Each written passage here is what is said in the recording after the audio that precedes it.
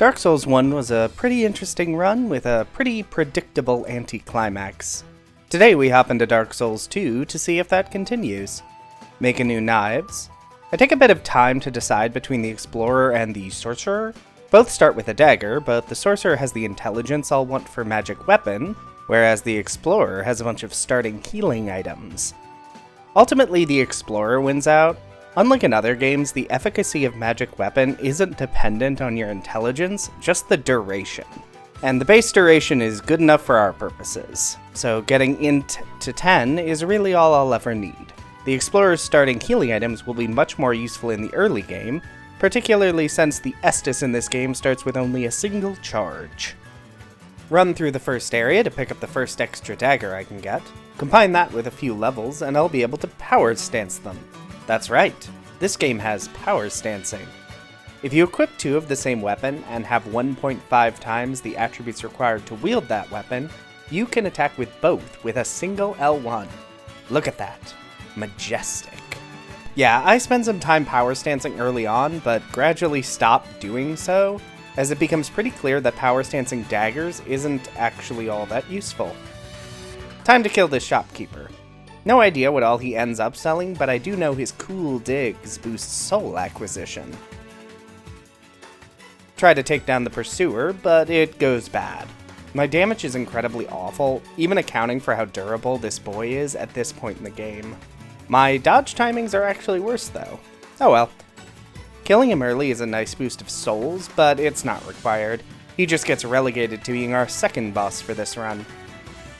Last giant is pretty easy, especially with my limited weapon buff consumable boosting the damage. This fight is always a cakewalk though, even though my damage is still not great. Time to start doing some problem solving. And by problem solving, I mean fixing our damage. It's bad. It will never be good, but it can be better. Just like in Dark Souls 1 and Demon Souls, the answer is magic. But to get that magic, we need to get past another boss. And not the boss I would normally fight at this point in a playthrough. Time to take down a Dragon Rider. So you can flip a switch to raise up a ring in his arena to make this fight a little easier, which I would generally recommend you do, unless you intend to do what I intend to do, which is trick the Dragon Slayer to falling to his death. He has an attack that moves him forward, and he can actually fall off the edge of his arena when he uses it. Except I don't actually know how to do that, so I try and fail for quite a bit. Finally, I attack the Dragon Rider with my dagger, more out of annoyance than anything, and realize I actually deal okay damage to him. And his attacks are really easy to dodge. So, let's slather some aromatic ooze and go to town. Into Old Man's Wharf, because here we will find our best boy, Carhillion, who can finally teach us some magic. This is a bit of a weird route I'm taking through the early game. Not the order I would normally do this in, but hey, variety is good, I guess. Having no damage buffs means the enemies here take a good number of hits to kill.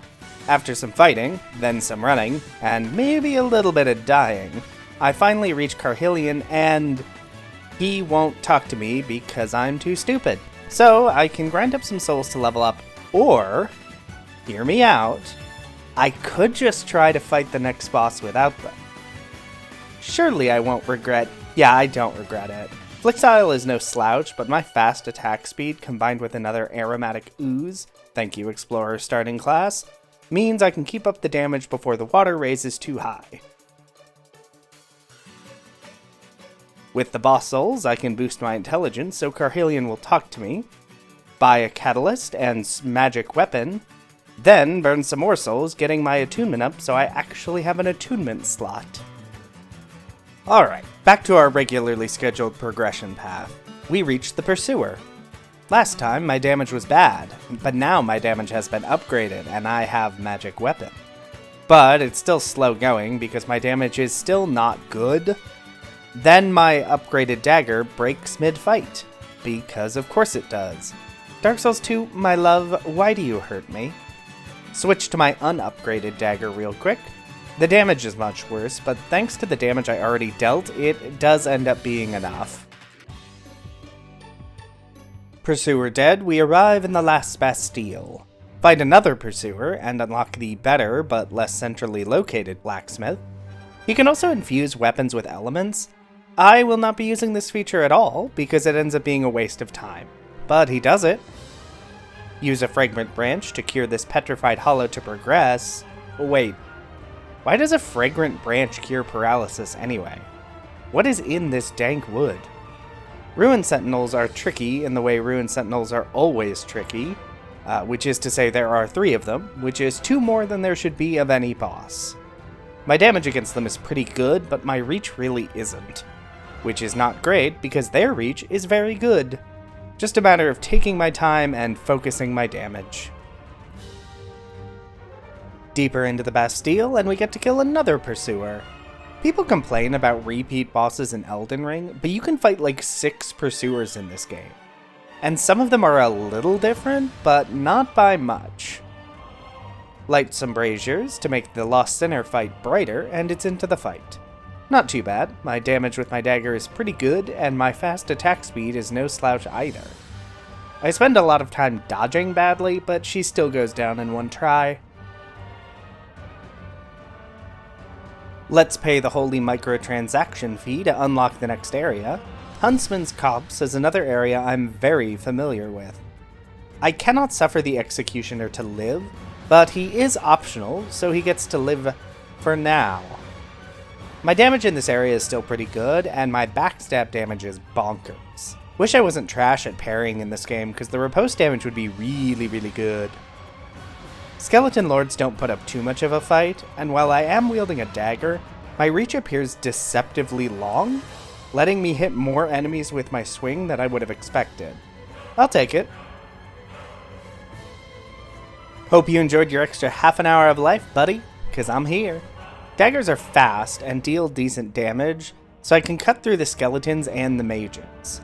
I do mess up and die in my first attempt, but the second goes mostly better, except when I get further from the alcoves than I intended, and I have to panic pull the lever to stop the chariot, which is great, except I'm now in phase 2 of the fight, and there are still skeletons. And in case you're wondering, running to the other side of the track does not de-aggro the skeletons or the boss, so I get to kite around while taking out the skeletons. But phase 2 of the fight is way easier than phase 1, and I take the win. Get used to this, Executioner. You may be optional in this game, but you're not optional to me. Into the Poison Swamp. This time I remember the route, and that there really isn't anything here I want, so I just run straight through to Covetous. I remember them this time, and then I kill them, because this is easily the least interesting boss in this game. Yes, even less interesting than the Prowling Magus and his congregation. Further up the Poison Windmill, and light the metal blades on fire to stop the poison. The fast stabby boys here are kind of obnoxious to deal with, even with my very fast dagger attacks. Into the Mitha fight, and it's pretty one-sided. Her attacks are pretty easy to dodge, and Magic Dagger deals great damage. And Mitha's death means I can convert her soul into Mitha's dagger. A boss weapon that deals less damage than my dagger, but causes poison and toxic buildup. These are different statuses, apparently. The wiki wasn't super helpful or clear on this, but this gives us the first status dagger in the game. Yes, I could have gotten Bleed before this, but everyone online said Bleed was trash in this game, so I didn't bother. Hopefully the poison toxic dagger can do some good work. Old Iron Keep, the area of this game that makes me least want to play Dark Souls 2. My initial tries to get through do not go well. My damage is fine, but daggers, shockingly, don't break enemy stances, so I get attacked through my attacks. And while backstabs deal a lot of damage, they are hard to trigger.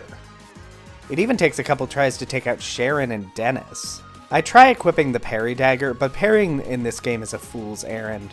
The enemy attacks require entirely different timings to parry, and with how fast they come out, you basically have to hit the button immediately. Okay, it's never worked before, but let's just try running.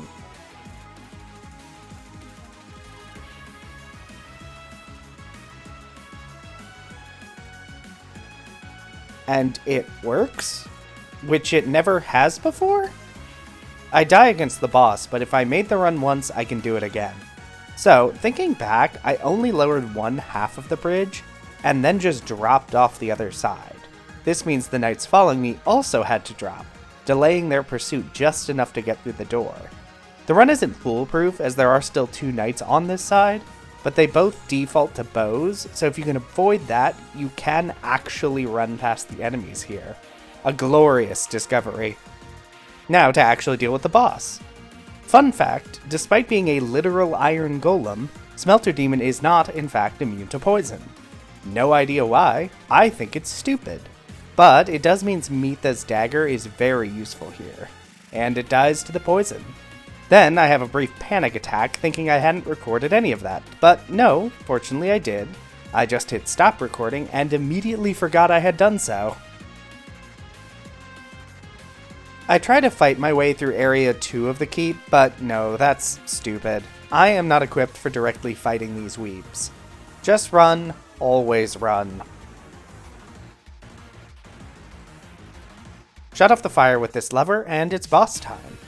This boss is a little harder than normal because I don't have any manner of ranged attacks. Fortunately, his moveset does leave himself open to melee attacks fairly frequently. And while he does resist poison, he is not immune to it, so Mitha and her dagger can slowly whittle away his HP. I mean, I say slowly, but poison in Dark Souls 2 is vicious.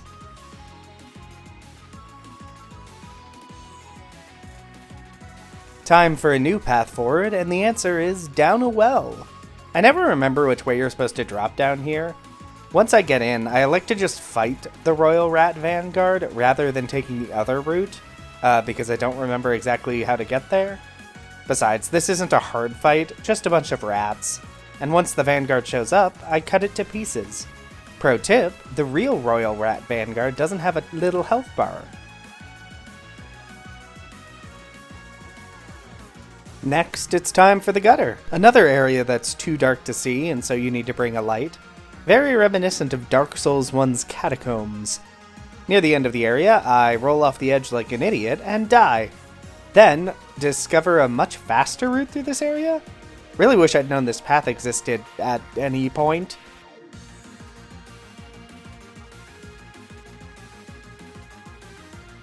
Then into the poison zone, where everything is poison. And if it's not poison, it's ooze hands. And if it's not ooze hands, it's giant centipedes. And there are invaders. So just run straight through and do not stop for anything. The Rotten is a pretty easy boss to predict and dodge. Also, fun fact, he is also not immune to poison. Which I guess fine, he's just a big mass of bodies, but he's at the end of the most poisonous area this side of the Lake of Rot. Why is he vulnerable to poison? Oh well, makes my life easier. Next, into the Shaded Wood. And I honestly forget sometimes how much of this area is just skippable. Like, nope, don't need any of this. Just straight to the boss. And she is, in fact, immune to poison. I guess because she's a scorpion? Whatever. Highly upgraded dagger plus magic weapon means this fight is fine. To be fair, this fight is never really difficult. None of her attacks are that interesting or surprising. Through the Gates of Pharos. There is some petrified dragon bones here, but I don't want to look for them, so just run straight through to this war camp, I guess this is? Into the Spider Caves. If Covetous Demon is the least interesting boss, Prowling Magus is the boss least deserving of a boss health bar. Seriously, this is just some dude in a room. More running through areas I don't actually care about, and arrive at Freya with a torch and a dream. This fight is actually kind of tricky when you can't just shoot spells into one of her two faces. Not really difficult though, but you do have to maneuver around her giant leg attacks, which does take some work. 4 big souls obtained, and it's time for the midway point, Dranglake Castle. Alright, this game is way too long. I'm getting pretty good at just running through all these dumb areas though. It's really great to not have to deal with most stuff. Time for the first boss, Twin Dragon Riders. Which is just Dragon Rider, but now there's 2 of them. and one of them is way less durable than the other. Also, shout out to Mitha's blade. It's been putting in the work poisoning every enemy in the game.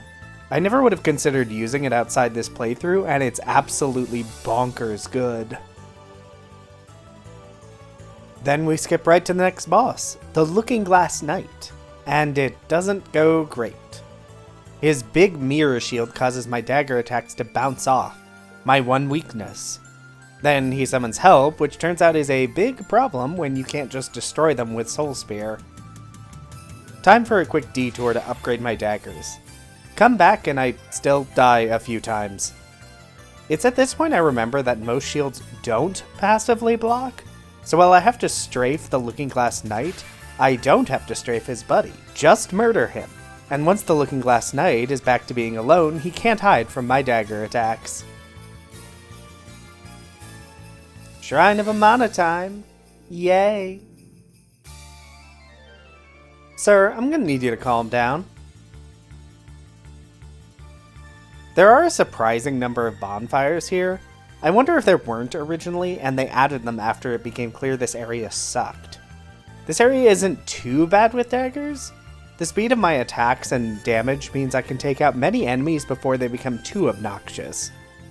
Also, equipping the Stone Ring lets me deal enough stance damage to interrupt most enemies. Then the Demon of Song, which I barely remember how to fight in melee. Fortunately, it's not hard. His attacks are weirdly weak, and he's vulnerable to poison, so even though he hides in his frog foreskin, he still dies pretty easily. Into the Undead Crypt, another area that shuns the light. Pay no attention to the already lit torches. Grab some random items while looking for the bonfire and the path through, lighting more torches as I go. Huh. I forgot that there's a bunch of red phantoms here. I don't actually remember what triggers them. Was it a specific torch, or was it one in particular? I should probably look that up for the next run. Quick run to Velstadt's arena. Some of his attacks have pretty questionable hitboxes, and he's resistant to poison, at least it looks like he is, but it's not too bad. It takes a few tries, but switching between Magic Dagger and Mitha's Dagger finally breaks him down. Now that I have the King's Ring, it's time for the Throne of Want in the end of the game. Last time I did some random fights I didn't need to, but this time I remembered that that's all optional. So I take the long run down to the throne, and this fight ends up being pretty difficult actually. Dagger damage in this game is pretty good, poison damage from Mitha's blade is great, but the big weakness of this build is dealing with multiple opponents. Because my reach is bad, I can basically only hit one enemy at a time, and both of these bosses are fairly aggressive. And while they don't deal a ton of damage, there are two of them, and they start to buff their attacks in phase 2. I try this fight a bunch of times. I try heavy armor. Nope, that's worse. Back to lighter armor. Worst part is, if I could focus fire, it wouldn't be too bad. But if you bring down one, the other will revive them. Okay, you know what? Let's try focus fire anyway. I burn down the Watcher first, but that ends up being a mistake because she has less HP. So while I try to cut apart the defender, he has enough time to fully revive her. But I keep going, cutting down the defender until he has poison enough to kill him. Then focus on the Watcher while he dies. It's close, very close, but I just managed to kill her before she can resurrect the defender. And with the Throne Twins dead, all that remains is Nashandra? Wait, where is Nashandra? I'm an idiot. I need the Giant's kinship before she shows up. Ugh. Alright, Aldia's Keep. I run through it. Boss Dragon. It dies. Skip the Dragon Airy, thanks to the convenient zipline. Time to fight the Dragon Defenders. I actually beat them rather than just running through, which may be the first time I've ever actually done this. Dragon chatted, it's time to hop into a dream. Giant Lord is not much harder than the last giant. His attacks are weak and pretty easy to dodge, though I will point out that camera is the true challenge in this fight. He's also poisonable, because everything is poisonable. Giant's kinship acquired through the power of friendship murder, all that remains is Nishandra. I don't think I've ever killed the Throne Twins first and then come back later to fight Nishandra. It is nice that there is actually a cutscene where she is just waiting for you. Too bad she continues the tradition of disappointing final bosses. I don't have soul lasers, so that does mean I have to care about the curse node she summons around the arena. Kind of wish there was some better visual for how far these impact things. In previous runs I've shot her with spells or hit her with big spells before it became an issue, but my damage isn't quite that good, and yes, Nishandra can, in fact, be poisoned. Well, that was interesting. Daggers really did a lot in this game. The basic dagger had much better reach and a lot better damage than I expected. Magic weapon not scaling damage based on intelligence was kind of a bummer though. Miva's dagger more than made up for it though, and carried the run in a lot of places. It's not a weapon I'd ever even noticed before, but the combo of poison, toxic, and high dexterity scaling made it such a great weapon in all the fights with enemies that weren't immune. Seriously, why are only like 4 bosses immune to poison in this game? No matter, I'm sure I'll talk about that in the summary video. For now, that's all for me. We'll see how the next one goes in Dark Souls 3 Daggers Only.